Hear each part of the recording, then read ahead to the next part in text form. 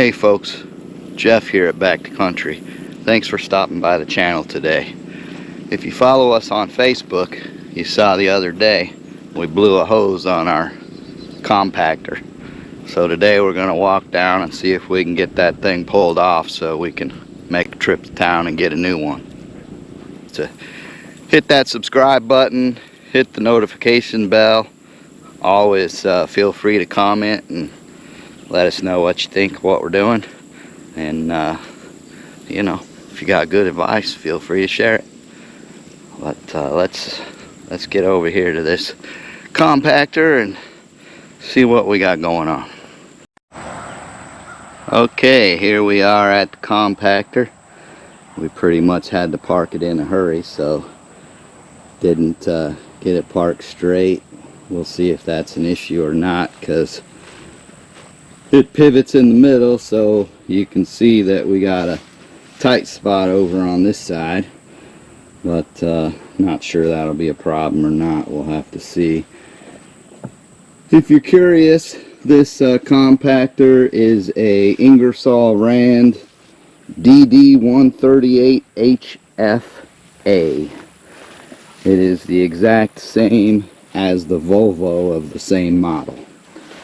So pretty heavy compactor. I don't remember how much it weighs. I want to say it's with the vibratory compacting, it's got like 38,000 pounds of force or something like that, but it works pretty good. I mean, we just needed something heavy that we could compact our dirt with as we work along. Typically in this heavy clay soil you would want a sheep's foot compactor, which would have the ridges on the drum. This one is just a smooth drum, really for asphalt and stuff, but it's heavy enough, it works. And I think long before they had the sheep's foot, this is what they used. This was just what we came across for the right price, so this is what we ended up with. And like I say, it seems to be doing what we need to do. We don't plan on keeping it forever, so maybe before we get into our future lake build, we'll find a sheep's foot for that. So first thing we got to do this job is figure out what we need to do this job. So this hose right here is the one that's blown. You can see here where it's blown out, and so we need a big wrench to take that off. That looks like bigger than an inch, so we'll bring our few big wrenches for that. Then let's see, we follow it through here. It's bolted into a holder there, so this panel gives access, and those are Allen heads. So bring some Allen wrenches, and then let's see, the question is, where does it go? I'm gonna guess, since this is the main pump here and it looks like a lot of the hoses connect to that pump, hopefully that does as well.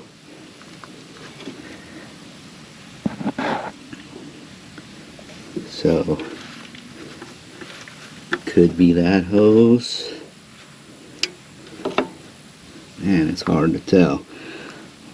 We'll have to get the access panel off and go from there, but if we're lucky it's this hose right here, which comes right here, so that would be really easy. We'll be able to take off that access panel and verify it, and if that all works out, then this will hopefully not be too difficult of a job. We basically just pull that hose off, we take it to town. We've got a place in Longview called Axion that makes hoses, and their prices are pretty fair, so we'll take it down to them and get a new hose made. So let's go gather up some tools and see if we can make this happen. Alright, so we've got our tools. Inch and 7/16 seem to be the wrench that fits. It's probably metric, so it's just a hair smaller than that, but I don't have metric wrenches that big, so we'll use the inch and 7/16. I've already gone in and basically broke the nuts free. This one here was really easy. Oh yeah, I was able to track that hose without removing this access panel, and that was the hose. So it's quite possible that this job could be easier than we imagined until Murphy shows up, right? Anyway, that one was easy to break free. This one back here, I actually had to use a crowbar to cheat a little bit to get a little more leverage on it, but it did break free, and now that it's free I can actually hand turn it, so not too bad at all.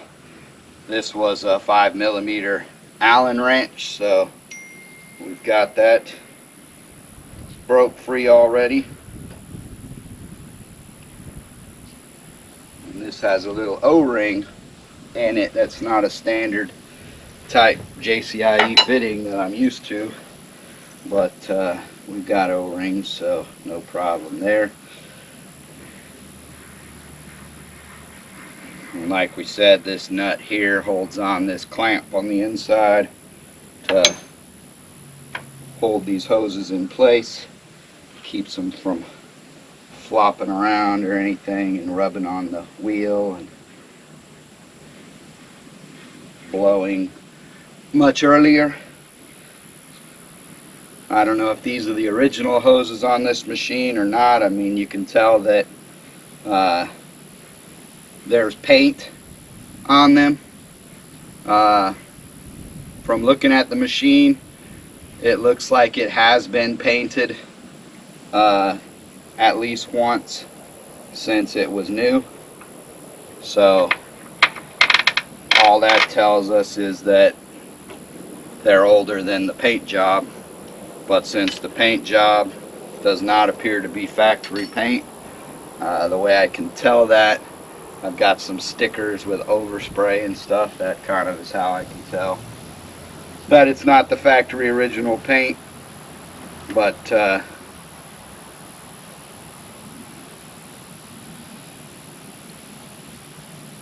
that of course hides the truth of, you know, how old are the hoses, because I can see yellow paint on a bunch of hoses.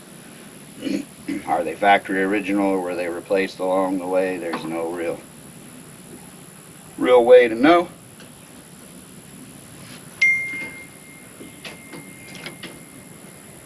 Okay, so it looks like that clamp was the only thing holding it. A couple of zip ties that I already cut.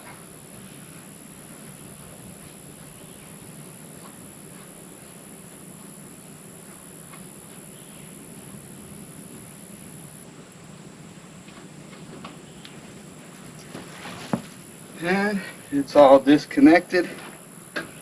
Now we just have to pull it out.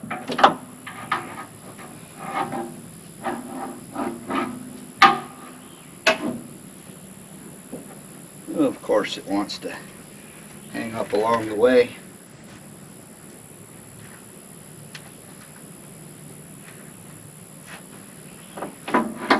And we got it. So there's our hose, there's our brake. So we take that to town and they'll basically copy it. Same fittings on the ends, and they'll put the same size hose, measure it, etc. And we'll have a new hose, and then we just reattach it same way we took it off. Simple as that. Just something, you know, so simple shuts an operation down. Now for me, the only thing I'm up against right now is time. I got a phone call from the metal building distribution folks. So these are the truckers that are going to deliver it. And so they're starting to put together their piece. I asked them if they knew how long it would be for delivery, and they said, well, you know, there's a metal shortage going on and lots of logistic issues, so 8 to 10 weeks is what they've been saying. Well, is that 8 to 10 weeks from when I turned in the paperwork, or I don't know. So anyway, they were going to pass the info that they got from me on delivery to, I guess, an outfit in Dallas, and that's where it'll be trucked from, I guess. Originally I thought they were building it in Houston, but apparently it's Dallas. So, you know, that's I don't know, depending on where in Dallas, maybe a 3-hour drive from here. So not bad at all. If I have 8 to 10 weeks, that's still a lot to get done, because I've got to get this slope down to a more reasonable grade. I measured yesterday, took out my laser level and did some grade checking. From the top to the bottom, we've got a 17-foot drop, and that's over a 120-foot span. So I'm not a mathematician, not going to even try to do that one, but that's still a pretty steep grade. So if we stretch that over a 200-foot span, then we're looking at about an 8.5% grade, a little more reasonable. So we need to bring in, you know, move more dirt and stretch that out. So that's a gradual slope, and in order to do that, I got to have equipment working. So that's what we're doing now. We've got this compactor's broke, our pay scraper is broke, the little excavator is still broke, but of course I can do without the little excavator. The only thing that's currently broke on that is the dozer blade. So we repacked that one. I guess we talked about that on the last video. We repacked it and everything, so that's good. But then when we tried it out, we leak hydraulic fluid on the retracting stroke. So basically, yeah, something I think isn't relieving pressure.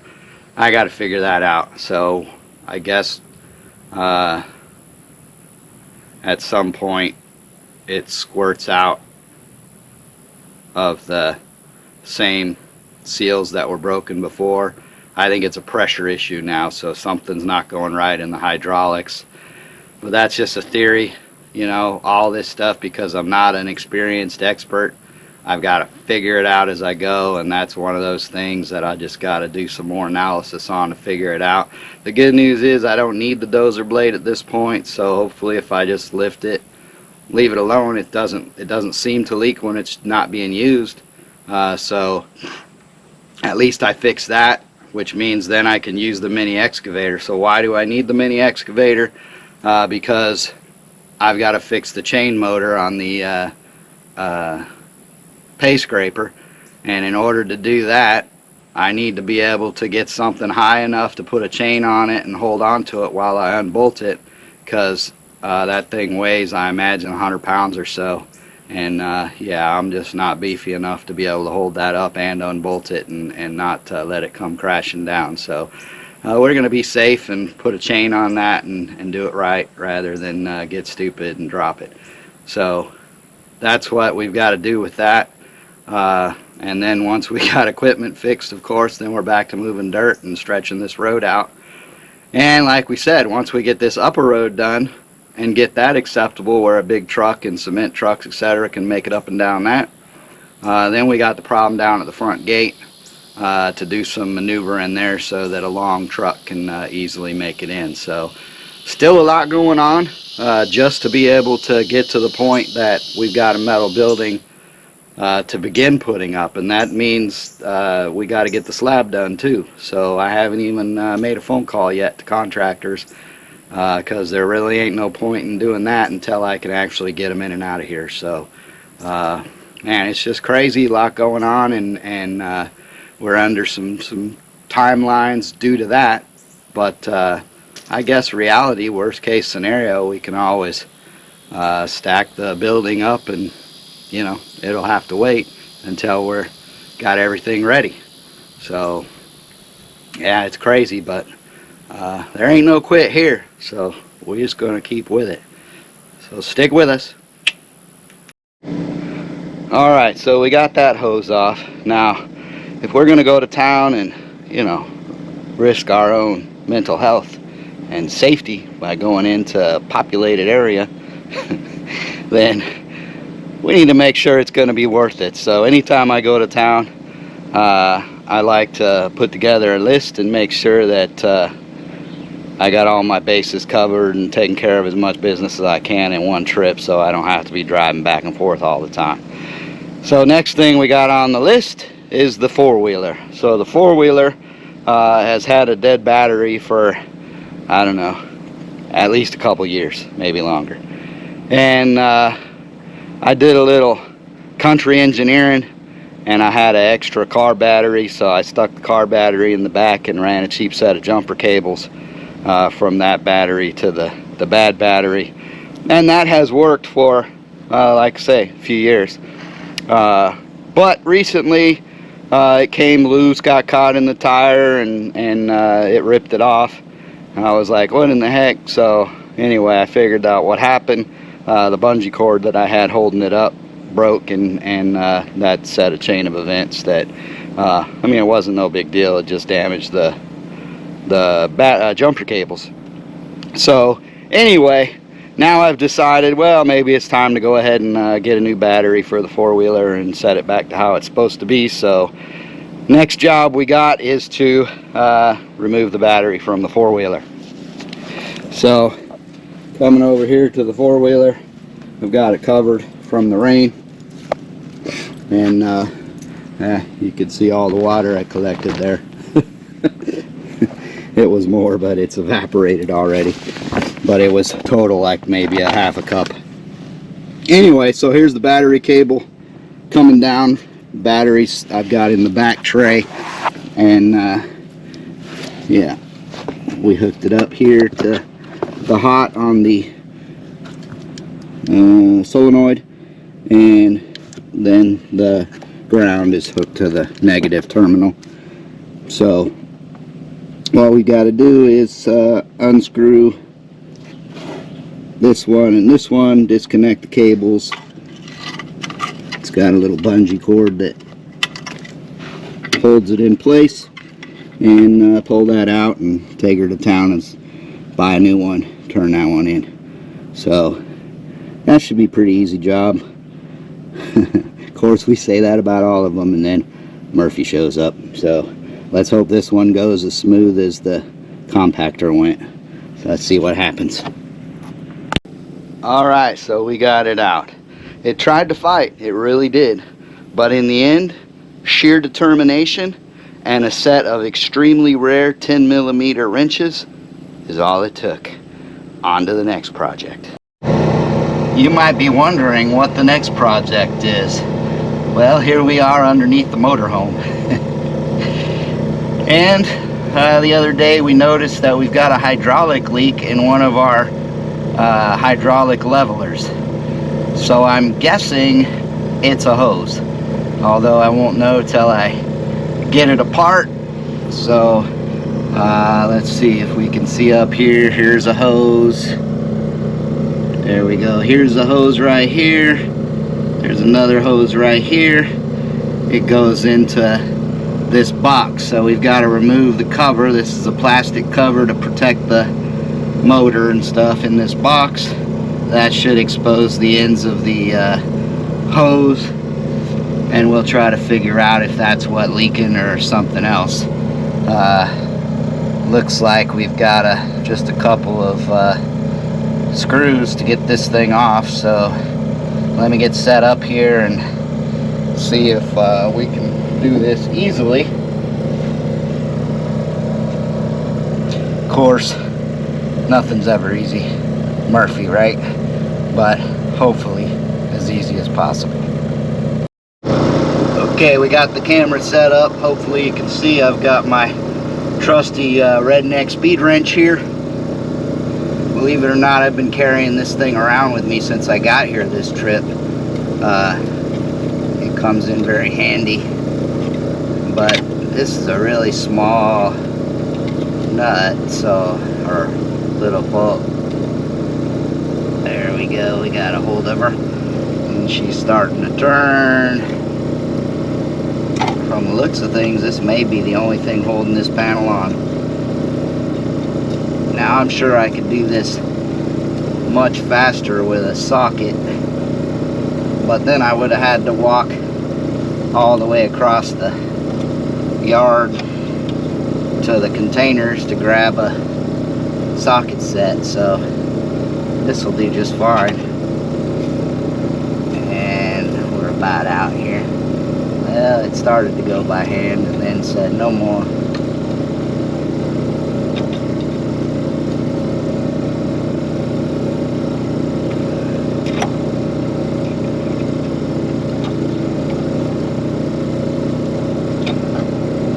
Wow.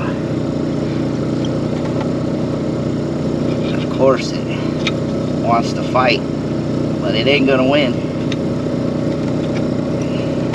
There we go. One itty bitty little self-tapping screw, that's all that holds that on. And the cover is off. So, what do we got in here?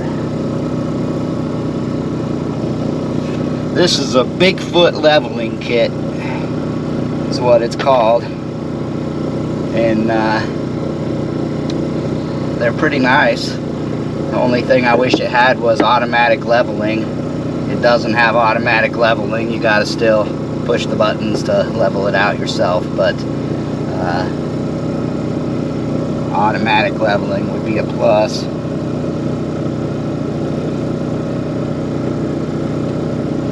Well,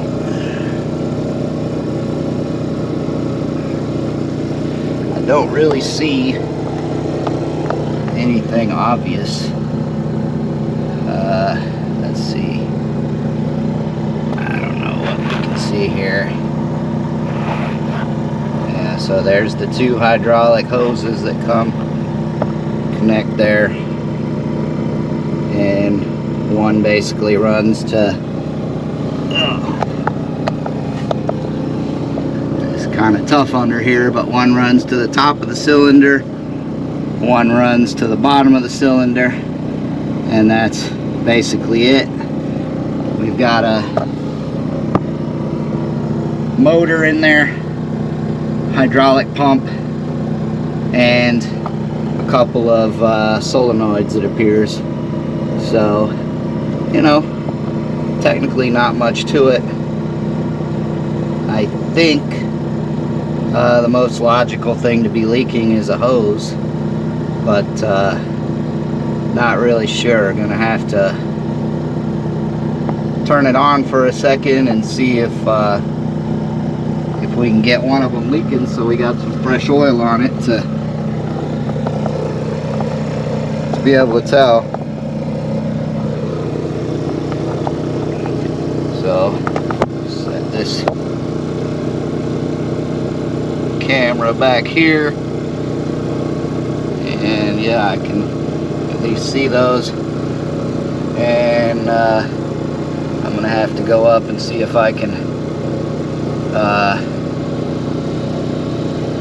lower this one and get it to squirt a little oil so we can tell where the problem is.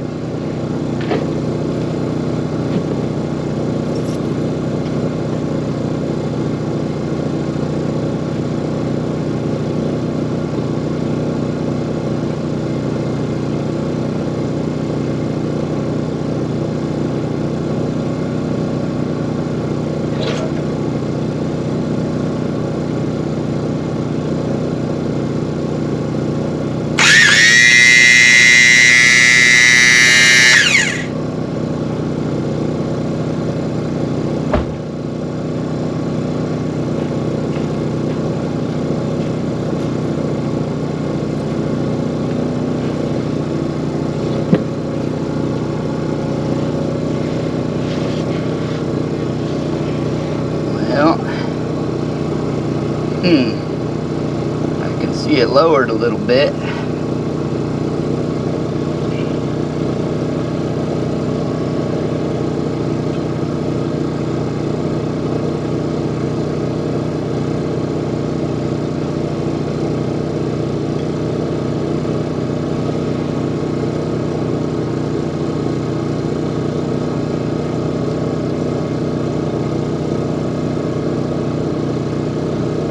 Okay, I found the leak. So yeah, this hose right here has been rubbing on the steel casing, and it's rubbed a little pinhole in it. So we'll remove that hose and see if we can get another one made at the hose place.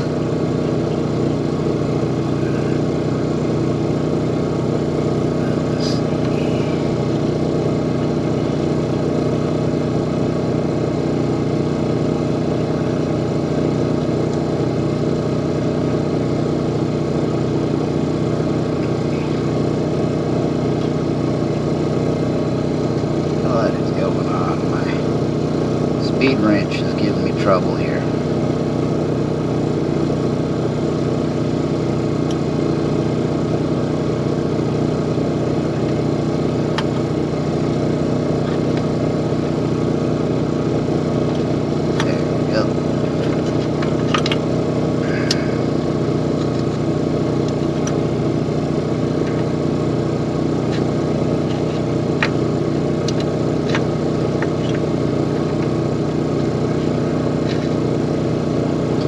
Appears the hydraulic fluid they use in this looks like transmission fluid.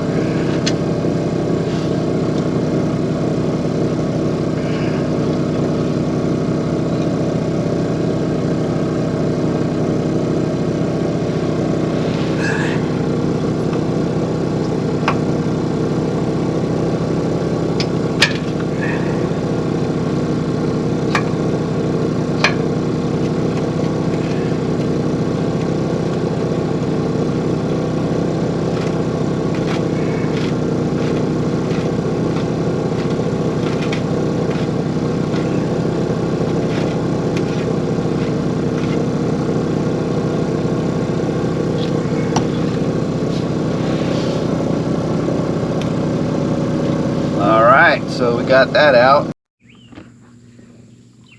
Well folks, Murphy has struck again. Unfortunately this time he's taken our tractor out of commission. One more thing to fix, but ain't no quit here. We'll get her done.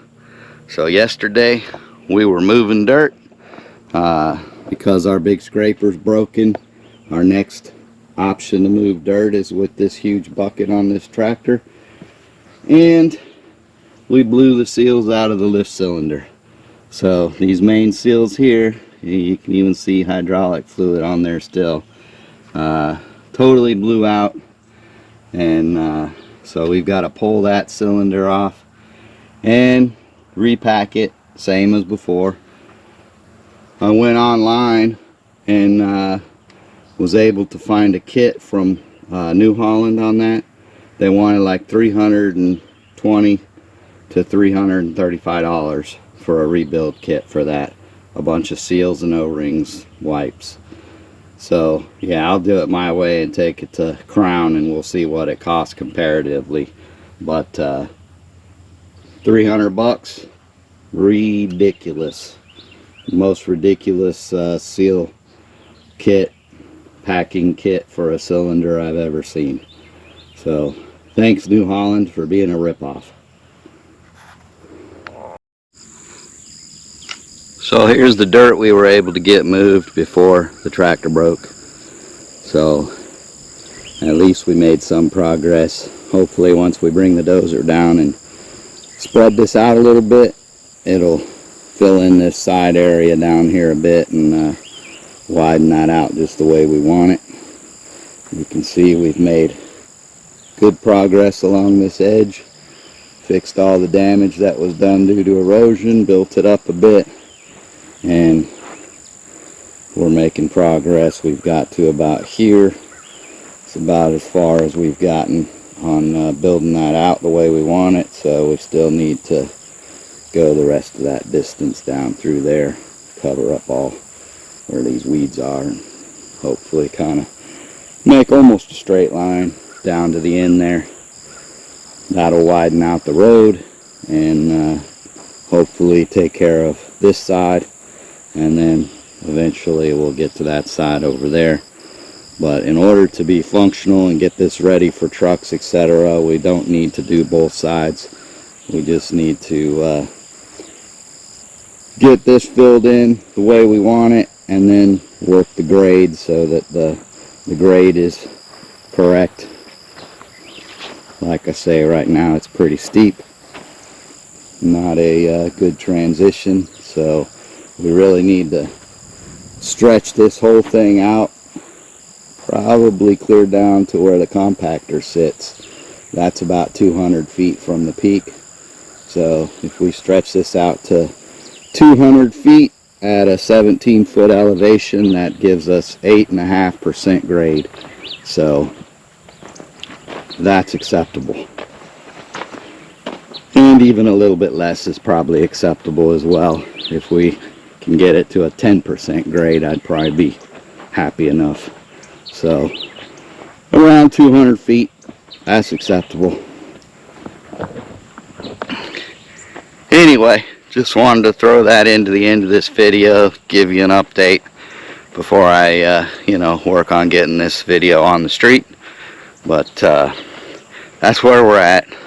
As always, thanks for watching. Appreciate you guys, appreciate the comments, appreciate the support. It does help to motivate us, and as you can see, lately, man, I have been at constant battle with old Murphy, and he might win a few battles, but you can damn sure bet he ain't gonna win the war. We'll see you on the next one. Take care and God bless.